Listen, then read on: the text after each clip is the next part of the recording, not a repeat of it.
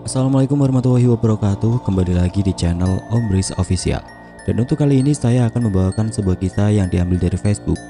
Sebuah kisah yang berjudul Taman Kosong.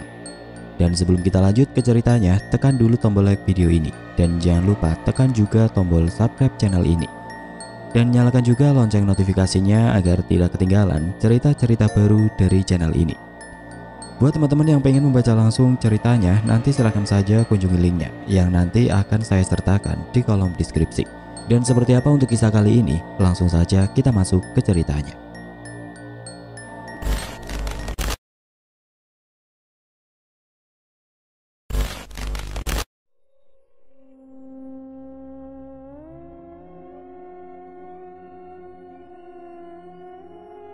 Keesokan harinya aku terbangun dari tidurku. Kini jam menunjukkan pukul 7 pagi.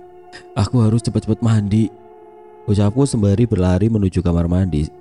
Setelah selesai mandi, aku keluar dari kamar mandi dan aku melihat nenek sedang masak di dapur. "Zara, tumben sudah mandi," ucap nenek yang pandangannya fokus pada masakannya di kompor. "Zara mau main, Nek." "Main kemana?" tanya nenek sambil membalikan badannya ke arahku. "Main ke rumah temen." "Jangan dulu main, kamu lupa ya, mamamu sekarang mau kesini." Iya Nek, aku lupa." Aku pun langsung berlari ke kamar. Nenek pun melanjutkan masaknya. "Oh iya, Kiki kan ngejagain mama aku dari kecelakaan. Semoga mama baik-baik saja." Aku takut mama kenapa-napa. Aku sangat khawatir. Jam menunjukkan pukul 9. Suara pintu diketok. "Zara, bukan pintu, nenek lagi cuci piring," teriak nenek. Teriakannya sampai kedengaran ke dalam kamarku. Aku pun langsung berlari menuju pintu depan. Aku langsung membuka pintu. Aku melihat wanita cantik berambut panjang, bulu matanya lentik, badannya tinggi, kulitnya putih. "Tante cari siapa ya?" tanyaku. Aku masih belum mengenali orang itu. Namun tiba-tiba nenek langsung menyapa si tante itu dari dalam rumah. Ayu, ayo masuk," ucap nenek sambil mempersilahkan si tante itu masuk. Kemudian kami bertiga duduk di kursi. "Zara, ini mamamu, salim dulu," ucap nenek sambil tersenyum bahagia. "Mama." Aku langsung mencium tangan mamaku. Aku gak nyangka mamaku secantik ini. "Ini Sarah kan?" Iya mah, aku Sarah." Kata-kataku menjadi gugup karena malu, ditambah rasa tidak percaya. "Kata nenek, tangan sama kaki Sarah sakit," kata mama. "Udah sembuh mah," ucapku yang masih malu-malu. Ingin rasanya aku memeluk erat mamaku, tapi rasa maluku menyelimuti seluruh tubuhku. Aku pikir-pikir, mama gak mau peluk aku. Mencium tangan mama rasanya pun sudah senang, apalagi bisa dipeluk. "Zara, kamu ke kamar dulu ya, nenek mau ngobrol sebentar." Aku pun langsung berjalan menuju ke kamar. Aku berdiri di depan cermin. Aneh banget ya, kenapa sih nenek jadi berubah 99% jadi baik, dan mama jadi gak peduli sama aku. Padahal dulu mama yang udah nganterin aku ke sini buat diurus sama nenek. Muka mama dulu sama sekarang bener-bener beda. Mungkin ini keajaiban. Dan kenapa ya, aku tadi sampai gak kenal sama mama aku sendiri. Terus tadi kenapa aku bilang tante ke mama? Itu bikin malu. Kemudian aku duduk di kasur. Apa ini? Aku melihat kertas di kasurku. Padahal tadi gak ada kertas satupun di kasurku ini. Aku pun mengambil kertas itu. Ada tulisan. Aku membaca tulisan itu. Huruf sambung, aku kurang ngerti. Aku pun membuang kertas itu ke tong sampah. Dasar orang gabut, gak jelas banget ngirim tulisan gak jelas. Udah gitu ada bacaan, "Aku akan membunuh ibumu."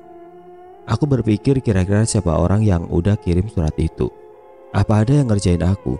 Apa ini semua ulah si Kiki? Atau ada orang gabut yang kirim surat ini? Aku pun keluar rumah lewat pintu belakang. Aku menuju hutan untuk menemui si Kiki. Aku berjalan melewati pepohonan sambil menyebut nama si Kiki berkali-kali. "Kiki, Kiki, oi!" teriak Kiki dari arah belakang yang membuat aku kaget. Kiki," ucapku yang kesal. "Apa itu?" tanya Kiki yang langsung jongkok dan menatapku. "Ya ndak tahu, kok tanya saya?" Kiki makin bingung dengan ucapan Zara yang aneh-aneh.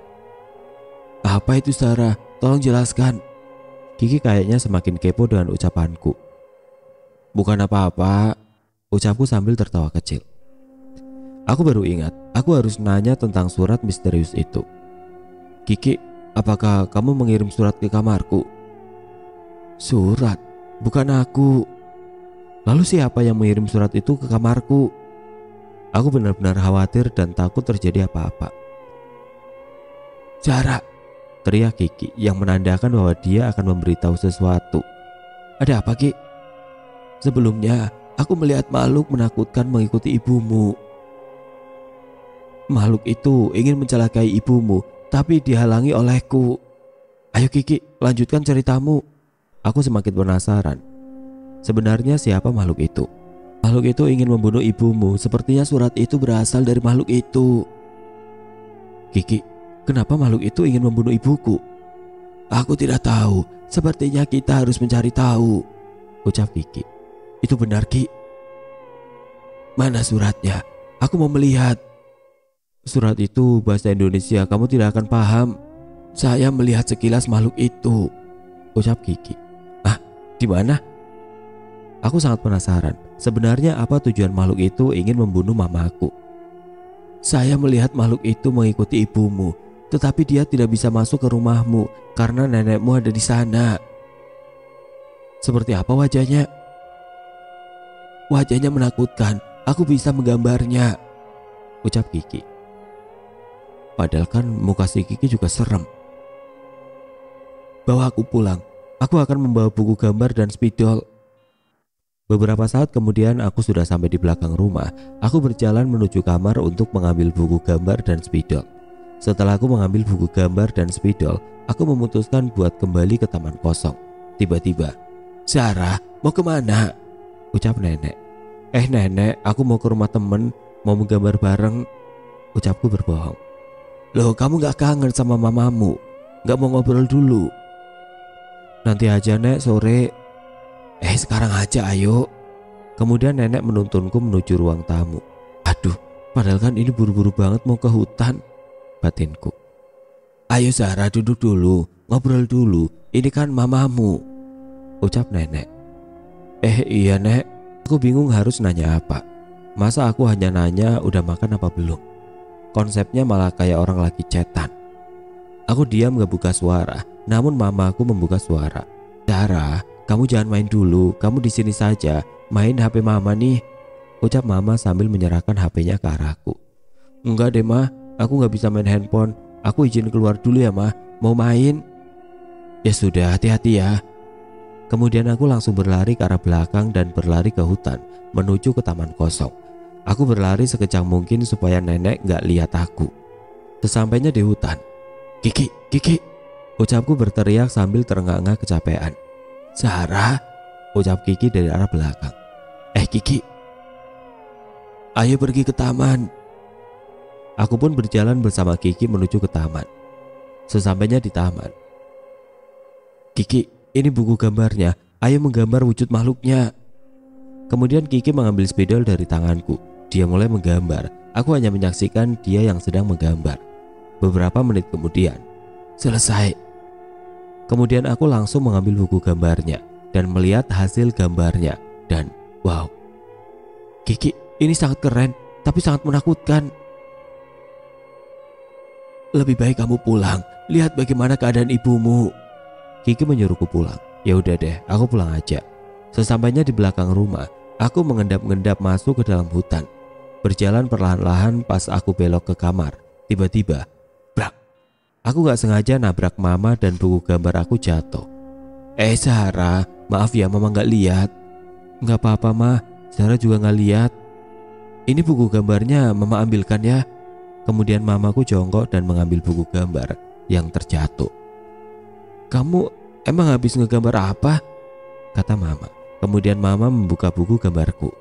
Zara, ini gambaran siapa? Itu gambaran Zara mah, tadi iseng. Zara, kok gambaran kamu persis kayak hantu yang ada di dalam mimpi mama? Ucap mama sambil menatapku. Ah, hantu? Ucapku sambil melotot. Iya, beberapa minggu yang lalu mama sering banget mimpiin hantu ini. Dia mau mencoba membunuh mama. Dia terus teror mama. Mama, mending kita duduk aja di kasur, ucapku sambil berjalan menuju ke kasurku. Kemudian aku dan mamaku duduk di atas kasur. Mama, Zara mau tanya. Tanya apa sayang? Sebelumnya mama pernah bikin orang kecewa. Tanyaku, aku benar-benar penasaran sebenarnya dari mana asal hantu itu. Terus apa alasan hantu itu buat ngebunuh mama? Beberapa minggu lalu mama nolak duda. Dia ngejar-ngejar mama terus, padahal kan mama gak mau. Kenapa mama tolak? Mama gak suka. Mama pengen jadi janda saja, gak mau punya suami lagi, ucap mama. Iya sih, beberapa tahun yang lalu ayahku ninggalin mamaku demi perempuan lain. Semenjak mamaku ditinggal sama ayah, mama jadi sering marah-marah sama aku. Dan aku gak dipeduliin, sampai-sampai aku diantar ke rumah nenek karena mama gak mau ngurusin aku. Akhirnya sekian lama mamaku bisa ke rumah nenek dan nemui aku. Rasanya seneng banget mama bisa jadi baik kayak dulu lagi. Mama pernah mimpi apa tentang hantu itu? Mama diteror, dikejar-kejar sama hantu itu. Dia mencoba buat mencekik leher mama. Sebenarnya itu hantu dari mana ya? Zara jadi curiga sama si duda itu. Itu kan cuma mimpi, gak ada kaitannya sama dunia nyata. Tapi kan mah, kata Kiki, ada makhluk yang mengikuti mama dan mau ngebunuh mama. Kiki, siapa itu? Tanya mama sambil mengangkat satu alisnya. Kiki temen aku mah. Kok si Kiki bisa tahu kalau mama diikuti dan diteror sama makhluk itu? Dia indigo. Ah, pergi kamu, pergi, jangan ganggu mama. Ah. Aku kaget dengan kedatangan makhluk itu. Dia ngintip di jendela kamarku. Jadi posisiku itu ngadap ke jendela, sedangkan mamaku ngebelakangin jendela. Muka dia serem banget, dia senyum lebar. Tatapan dia serem banget, dia setengah nongol di jendela kamarku. Zara, kamu kenapa? Kemudian mamaku langsung memelukku dengan erat.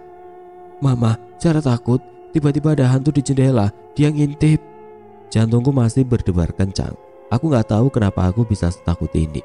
Padahal kan aku indigo, udah biasa lihat hantu. Kali ini aku benar-benar takut dan gak bisa lihat makhluk yang kayak gitu. Kemudian mamaku melihat ke arah jendela kamarku. Gak ada apa-apa, ucap mama. Tadi aku lihat mah, jelas banget mukanya, aku takut. Ya udah, gak usah takut, kan ada mama di sini. Selang beberapa menit aku di dalam kamar bersama mamaku. Cekrek, suara pintu dibuka. Ayo, nenek kira kamu di mana? Ternyata di sini, ucap nenek. Kemudian nenek duduk di sampingku. Ini kesempatan aku buat nanya sama nenek. Nenek, apa nenek gak ngerasa ada aura negatif dari tubuh mama? Aura negatif?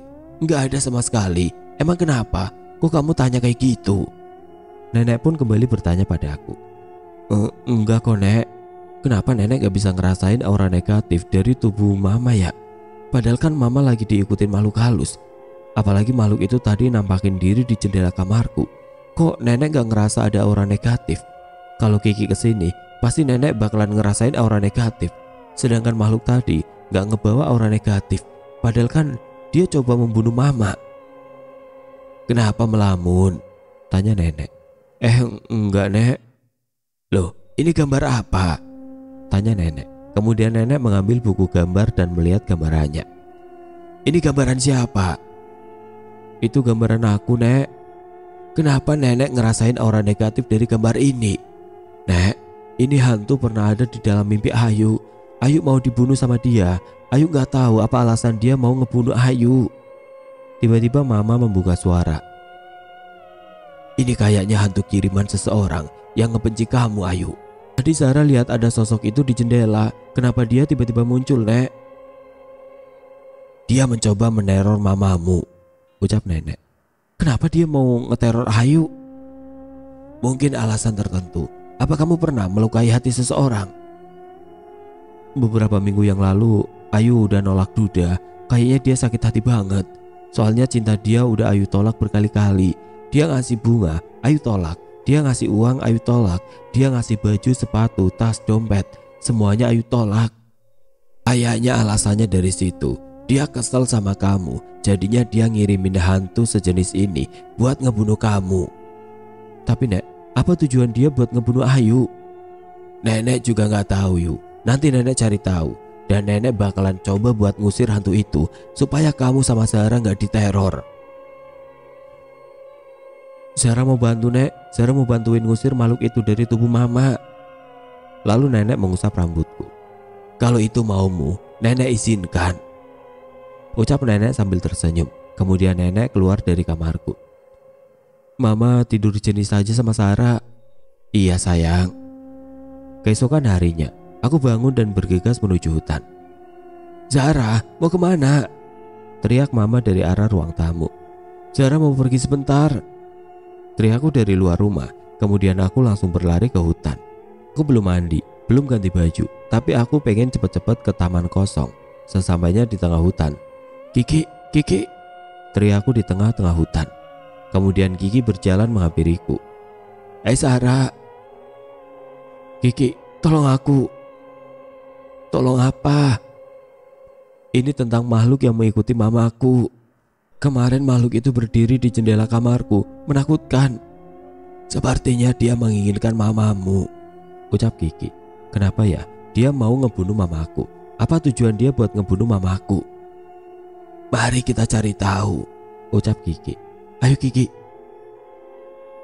Jam 6 sore aku dan Kiki memutuskan buat diam di pohon besar yang ada di pinggir rumahku. Aku dan Kiki mau menunggu kedatangan makhluk halus itu.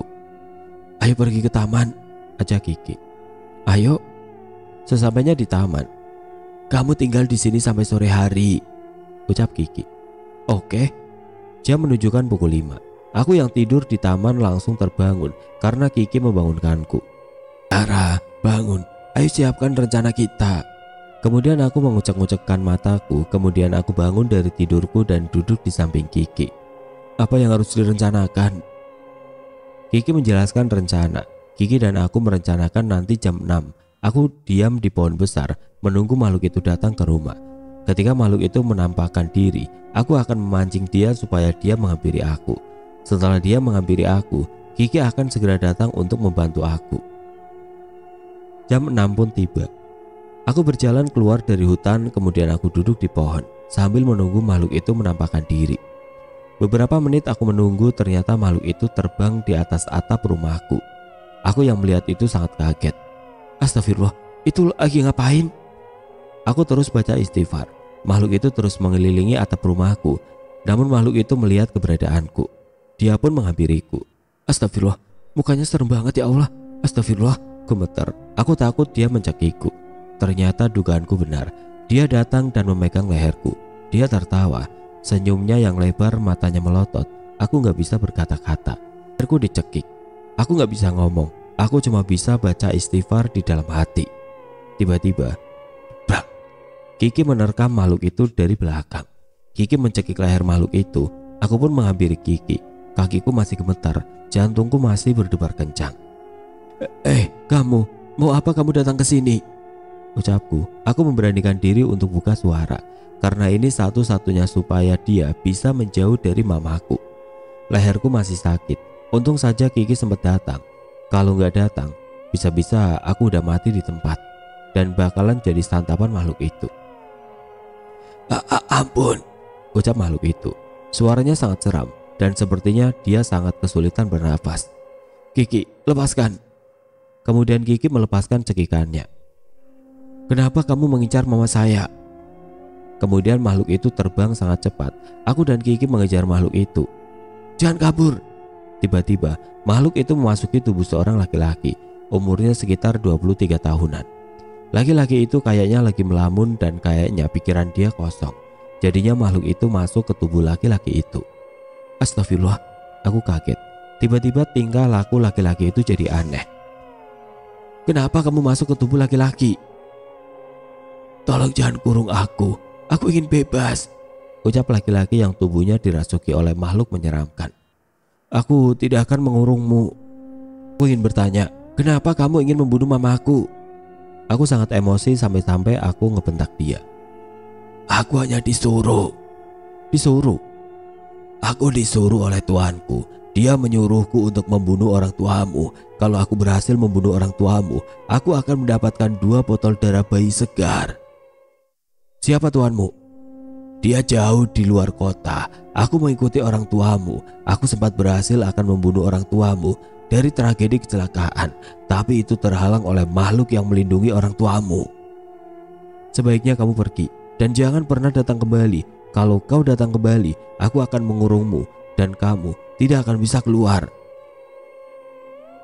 Sebaiknya kamu kembali ke tuanmu, bunuh tuanmu, jangan bunuh mamaku. Tiba-tiba, aura hitam keluar dari tubuh laki-laki itu. Makhluk menyeramkan itu pergi dari tubuh laki-laki itu. Kemudian aku menolong laki-laki itu yang tergeletak di jalan. Bangun, bangun, kataku sambil menggoyangkan badan laki-laki itu. Beberapa saat dia sadar. Ada apa denganku? Aku melihat ada sosok menyeramkan lewat sini, ucap laki-laki itu. Tidak ada apa-apa, kamu pingsan di sini, sebaiknya kamu pulang saja, ucapku. Kemudian laki-laki itu berterima kasih padaku. Dia pun pergi. Seharusnya aku yang berterima kasih kepada dia karena dia sudah membantuku. Kemudian aku berlari menuju rumah dan menghampiri nenek. Kiki pun terbang menuju arah hutan. Nenek, ada apa Zara? Nenek, makhluk itu sudah pergi. Dia tidak akan kembali lagi. Kata makhluk itu dia disuruh untuk membunuh mama. Aku nggak tahu tujuannya apa. Tapi yang jelas orang yang mengirim makhluk tersebut ada di luar kota. Zara, kayaknya mama tahu. Ini semua ulah si duda itu. Kayaknya dia dendam sama mama karena cinta dia ditolak berkali-kali. Jadi dia nekat buat ngebunuh mama. Jangan main nuduh saja, ucap nenek. Tapi aku gak nuduh. Perasaan aku yakin kalau si duda itu yang udah ngirim makhluk itu ke sini. Aku bingung. Gimana ya caranya supaya nenek percaya? Padahal kan mamaku udah percaya sama aku. Kenapa nenek gak percaya? Kayaknya nenek kurang yakin sama dengan dugaanku. Keesokan paginya aku duduk di kursi bersama mama dan nenek. Aku menonton televisi. Kasus pembunuhan sadis. Pembunuhan sadis di komplek A kini gempar di mana-mana. Pembunuhan ini tidak diketahui siapa penyebabnya. Yang pasti korban memiliki luka cekik di leher. Mukanya hancur penuh cakaran. Badannya penuh tusukan. Namun tidak ditemukan bekas pisau atau sidik jari tersangka. Sebuah berita di TV. Aduh, kayaknya ini ulah si makhluk itu deh. Semalam kan aku udah ngomong gini, bunuh tuanmu, ternyata beneran dibunuh. Nek, ini mah komplek daerah aku. Ini mah komplek si duda itu. Aduh Ayu, hati-hati deh. Takut kamu jadi korban nih. Iya Nek, Ayu juga jadi takut. Nenek, aku izin keluar ya. Kemudian aku berpamitan dan keluar rumah. Hati-hati, ucap nenek dan mamaku dari arah ruang tamu. Kemudian aku berlari menuju hutan. Kiki, Kiki, teriakku sambil berlari. Kemudian Kiki datang. Ada apa Zara? Kiki, kamu tahu? Tidak. Makhluk yang datang tadi malam, dia telah membunuh tuannya. Bagus, orang tuamu tenang dan aman. Dipikir-pikir iya juga sih, orang tuaku jadi aman dan gak jadi inceran makhluk halus. Tapi aku kasihan sama si duda itu. Tapi ngapain kasihan? Dia kan yang sudah mencoba membunuh mamaku dengan cara ngirim makhluk halus. Aku menjadi lebih tenang, ucapku. Kemudian aku duduk di perosotan itu. Meskipun kotor tapi bagiku itu gak masalah karena udah biasa. Kiki, aku lelah. Aku bisa membuatmu tidak lelah, ucap Kiki sangat bersemangat. Bagaimana? Tutup matamu, perintah Kiki. Tanpa basa-basi aku pun menutup kedua mataku menggunakan telapak tangan. Kiki mau apa ya? Beberapa saat Kiki menyuruhku membuka mata. Buka matamu. Kemudian aku membuka kedua mataku dan Kiki berubah menjadi sosok pria tampan. Oh, tampannya pria ini. Aku tersenyum tipis sambil menatap Kiki. Bagaimana? Apakah kamu tidak lelah? Ini pasti akan membuatmu bahagia lagi, ucap Kiki sambil tersenyum. Ah, senyumnya manis banget. Mengapa diam saja? Tanya Kiki. Kiki, kamu sangat tampan, ucapku sambil memeluk Kiki. Bisakah aku berubah seperti sebelumnya? Tanya Kiki. Tidak, tidak, ucapku dengan nada ketus. Aku udah betah sama penampilan Kiki yang tampan begini. Giliran lihat yang ganteng langsung fresh. Ah, dasar aku. Kiki, bagaimana kalau aku mengenalkanmu pada orang tuaku? Tidak, bagaimana jika mereka tahu aku orang yang menyeramkan? tapi mereka tidak akan tahu. Percayalah. Tidak. Aku pikir si Kiki gak mau dikenalin sama orang tuaku. Ya udahlah, gak usah dipaksa. Sejam aku di taman, aku memutuskan buat pulang ke rumah. Sesampainya aku di rumah, nenek udah diam di depan pintu, kayaknya nungguin aku. Assalamualaikum, Nek. Habis dari mana kamu? Tanya nenek. Aku pikir nenek marah sama aku. Habis main. Main? Nenek tadi ke rumah teman-temanmu, katanya kamu gak ada di sana. Kata mereka pernah lihat kamu jalan ke hutan. Ngomong sendiri, ucap nenek. Nenek ngapain ke rumah teman-teman aku? Mamamu mau pulang. Mamamu mau peluk kamu, mau minta izin dari kamu. Kenapa kamu keluyuran ke hutan? Nenek kan udah larang kamu. Sekarang mama mana? Udah pulang. Kamu ini gak sopan. Orang lagi ditanya malah nanya balik, bentak nenek. Aku pun tertunduk merasa bersalah. Masuk. Kemudian aku masuk ke dalam rumah dan duduk di kursi. Ngapain kamu ke hutan? Main sama hantu? Main saja sampai gila. Gak malu kamu? Diomongin sama tetangga, nenek yang malu. Kalau nenek belanja, ibu-ibu ngomongin kamu. Kata mereka kamu kayak orang gila ngomong sendiri. Aku punya temen, Nek. Temen di kampung ini banyak. Kenapa kamu harus ke hutan? Temen aku ada di hut. Belum sempat aku menjawab, nenek udah ngomong. Gak usah ke hutan lagi, bahaya. Kalau ada hewan buas yang menerkam kamu gimana? Kalau ada ular gimana? Ya, nenek sepertinya benar-benar khawatir sama aku. Di kamarmu ada surat dari mama, nanti dibaca. Sekali lagi kamu gak boleh main ke hutan, ingat, ucap nenek sambil berjalan keluar rumah. Kemudian aku masuk ke kamar dan mencari surat yang diberikan mama. Suratnya mana ya? Aku mencari suratnya. Tidak lama aku menemukan suratnya. Nah, ini dia. Kemudian aku membaca surat itu. Surat itu isinya. Aku membuka surat itu dan membacanya. Surat itu berisi, Zara, terima kasih sudah mau membantu mama menghilangkan makhluk itu dari kehidupan mama. Mama ingin kamu menutup mata batin kamu. Mama ingin melihat kamu bahagia bersama anak seumuran kamu, bukan bahagia bersama hantu-hantu. Mama sudah bilang sama nenek, nanti mata batinmu ditutup. Kamu besok udah bisa sekolah. Semua bayaran yang ada di sekolah nanti mama bayar. Yang penting kamu harus sekolah, berteman dengan anak seumuran kamu, bisa menikmati bermain bersama teman-temanmu. Kemudian aku menangis. Bagaimana jika mata batinku ditutup? Aku gak mau kehilangan Kiki. Pintu kamarku dibuka. Nenek masuk ke kamarku. Kamu sudah baca? Kemudian aku mengusap air mataku. Udah, Nek. Nek, aku gak mau mata batinku ditutup. Kalau mata batinmu gak ditutup, pasti kamu bakalan merasa terganggu kalau kamu belajar. Aku gak ngerasa terganggu sedikit pun. Mereka temanku. Mereka beda alam, Zara. Sekarang ayo kita ke rumah Pak Ustadz di kampung sebelah. Nenek mengajakku. Aku gak mau, Nek. Aku meneteskan air mata. Aku benar-benar takut mata batinku ditutup. Aku gak mau kehilangan Kiki. Ayo, siap-siap. Kemudian nenek keluar kamarku. Gimana ini? Gimana kalau aku gak bisa lihat Kiki? Aku sayang banget sama Kiki. Nenek. Kemudian nenek berbalik arah dan menghampiri aku. Ada apa, Zara? Nenek mau siap-siap dulu. Nek, ke kampung sebelahnya nanti aja sore. Aku memohon supaya aku bisa izin dulu sama Kiki. Ya sudah, nenek mau ke depan dulu, ada urusan, ucap nenek sambil berjalan keluar kamarku. Aku harus ke hutan. Kemudian aku keluar kamar dan berjalan menuju hutan. Kemudian aku melihat sekeliling arah. Jaga-jaga takut nenek melihat aku. Aku berlari menuju ke hutan sambil memanggil nama Kiki. Nafasku terengah-engah. Zara, ucap Kiki sambil tersenyum. Kiki, ini berbahaya, ucapku dengan nada lemas karena nafasku belum teratur. Mengapa? Mata batinku akan ditutup. Terus?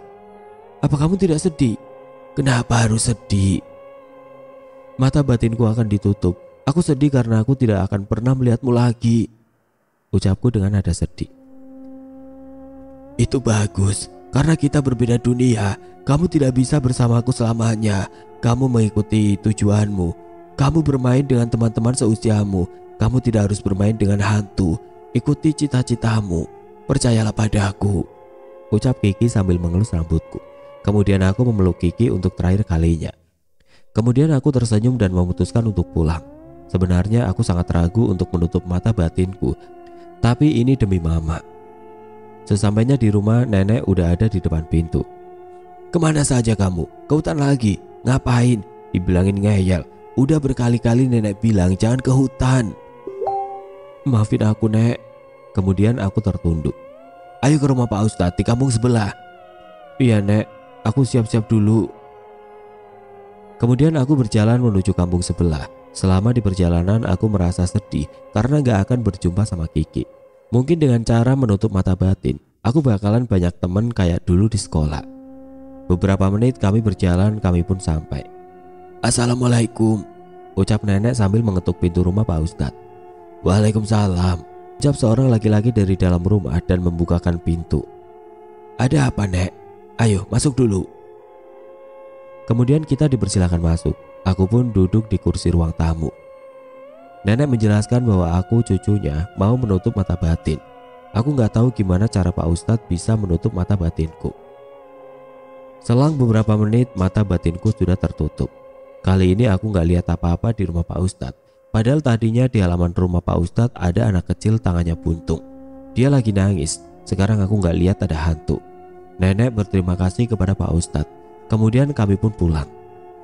Sesampainya di rumah aku gak ngeliat ada kuntilanak di pohon besar. Kayaknya mata batinku benar-benar tertutup. Dan aku juga gak berani masuk ke hutan karena jiwaku udah benar-benar takut masuk ke hutan. Besoknya aku udah boleh masuk sekolah. Aku kenalan sama teman-teman baru yang jauh lebih asik. Aku juga punya banyak teman. Dan kali ini udah gak ada gangguan-gangguan apa-apa. Tapi kali ini aku benar-benar merindukan Kiki dan ngerasa kehilangan seseorang. Kalian pernah gak sih ditinggalin sama orang yang kalian sayang? Rasanya pasti nyesek. Ya kayak gini, aku ngerasa ditinggalin sama seseorang yang aku sayang. Rasanya nyesek banget.